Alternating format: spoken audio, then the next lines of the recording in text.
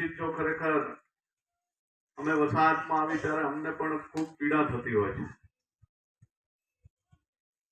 કે ભાઈ, પણ અમુક કારણો જે તે વખતના જે કઈ લોકો હતા એને યાદ નથી કરવા કે જેને વસાહતની ચિંતા બિલકુલ કરી નહીં. એટલા માટે થઈને આપણે 25-30 વર્ષ એવા લોકોને લઈને આવ્યા કે જેને આપણી વસાહતની કોઈ ચિંતા જ ના કરી.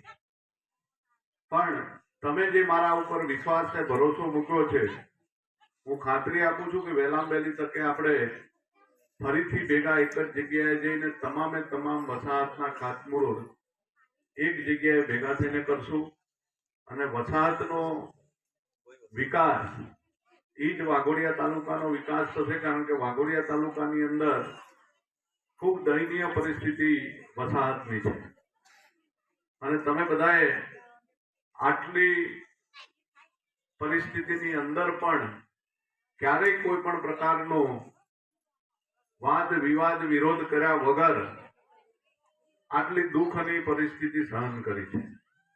હવે તમારે આ વસ્તુ નહીં થાય એની ખાતરી આપું છું. કારણ કે તમારો હક તમને વર્ષો સુધી નથી મળ્યો, એ હવે મળવો જોઈએ.